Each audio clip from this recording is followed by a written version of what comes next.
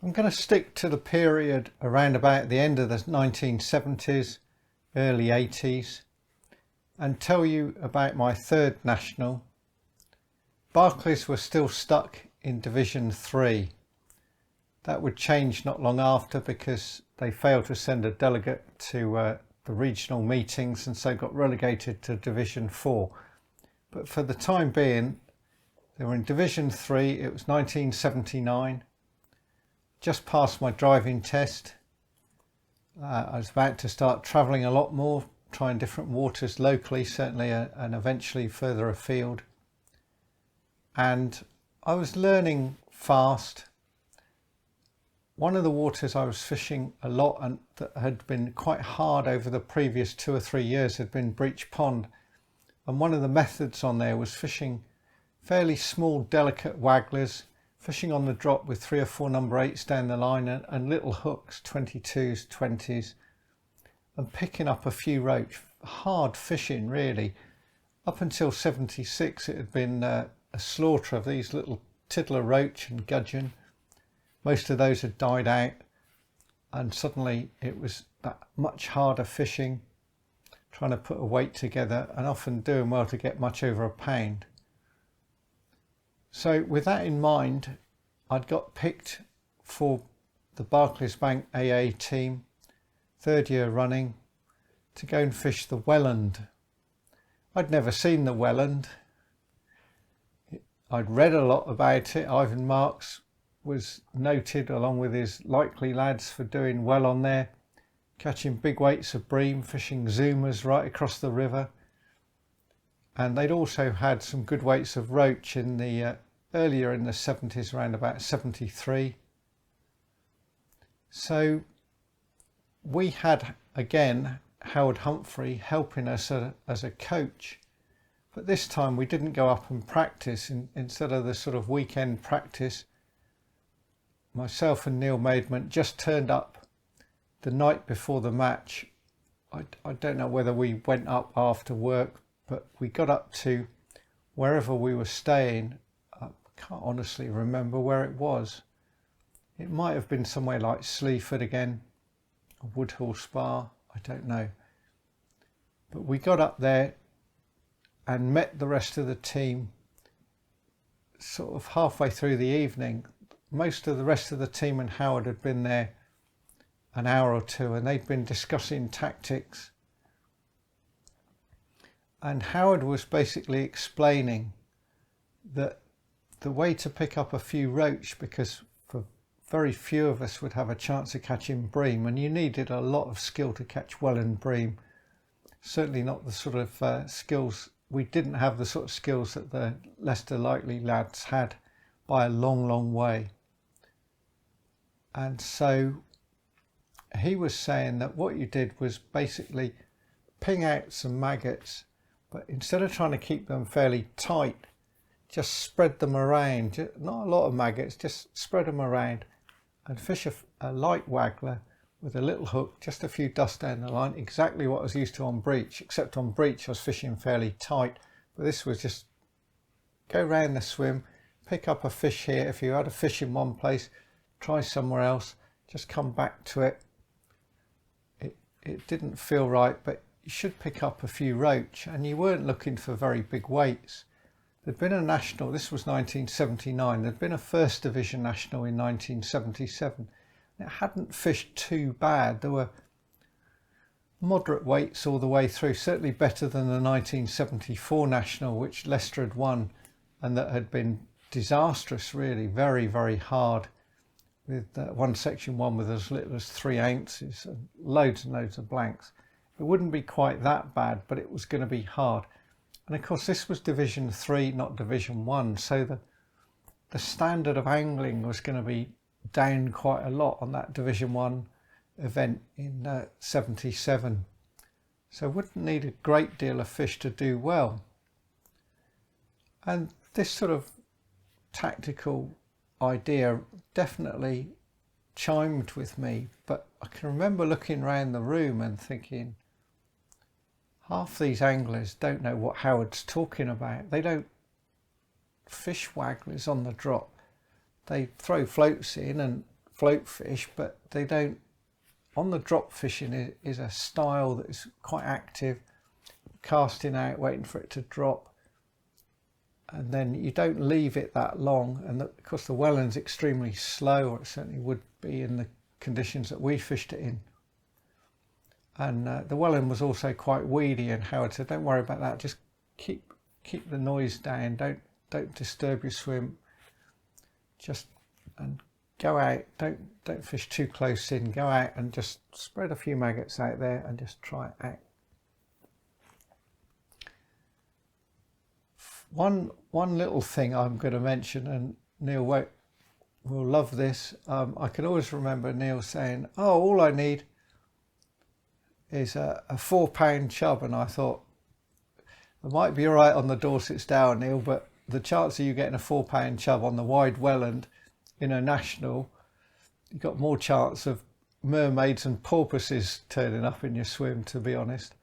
I thought it was a bit hopeful, to say the least, especially in the way that how hard it fished. Anyway, on the morning of the match, we did travel in a car to the headquarters in, I believe it was Spalding, with Howard. And as we went along, Howard was sort of pointing out the different landmarks on the Welland, and there aren't very many, but sort of 4 Mile Bar. And at one point there was a concrete sort of ledge on the far bank. And he said, oh, we used to cast a float over, or a quiver tip, a bomb over on that with casters, and draw it off there and drop right against the wall and catch chub. And it was only about 1 or 2 pegs, just a weird thing. And I remember looking at the Welland thinking, this is a wide bit of river. It's not as big as the Huntsbill or the Great Ouse Relief Channel, things like that, but it's a wide piece of river. And there wasn't much sign of any fish. There weren't any bream rolling or roach topping. It was just looked hard and stale. Anyway, we got to the draw and we drew our pegs and off we went. And I think I drew B section, which would be, they start pegging in the high numbers. So A section is usually up in the sort of 700s or 70 odd teams. It wasn't the biggest national, and there's actually over 800 pegs on the wide Welland, and then there would be 2 sections near Spalding on the Coronation Channel, so 10 sections so it's over 700 pegs on the wide Welland, and they just go straight through. They don't have any gaps or anything like that. So my peg would be somewhere up in the 600s at a guess. I can't remember the actual number. There was already chaos setting in with the Barclays team. I can remember that for some reason they listed all the team alphabetically. So being W, I was sort of down in reserves, but the actual team they picked wasn't like that. And I'd never had an opportunity to do the pools, so I was fishing this national not in the pools at all, which seems a bit weird. And I didn't fancy betting on myself to win it. I couldn't see much hope of that. Certainly wasn't geared up to fish for bream, which is the only way you're going to win a Welland national. Anyway, I got to my peg. The pegging was fairly tight, they're not long pegs, and I started fishing, and I started to pick up these roach. Nowadays I call them sort of poppets. They're about like this. They're sort of I don't know, 6 or 7 to the pound, 2 to 3 ounces, and they were nice little roach. They're all about the same size. Didn't have anything else, didn't get any bleak or didn't get any eels. I remember the guy next to me, who I didn't know who he was at the time, fishing a pole, but of course poles back then weren't generally over about 6 or 7 meters, and he fished a pole and he had a few fish, but I caught more than him. Anyway, eventually my swim died and I scratched around, but no more bites, and I'd had 10 of these nice little roach. I thought, well, that's not too bad. And we got to the weigh, and I think the guy at the next peg had about 10 or 11 ounces, which turned out that was actually quite good. And the guy the other side had about 6 ounces, and I had £1.10, which doesn't sound a big deal. One of the things they used to tell you in the days when nationals had coaches, and you'd have sort of 3 coaches per section. In this case, it was, like it says, about 73 teams. So there's about 2 dozen anglers on each coach. Would be to ask the coach steward, one of the section stewards. He'd have a board with all the weights and just say, "How have I done on the board?" And I think I was either first or second on the board, and I'm thinking, that's pretty good. That's very pleasing. And I said, "Oh, do you know the rest of the section?" He said, "Well, you haven't won the section, but you're well up there, right up in the top sort of 4 or 5."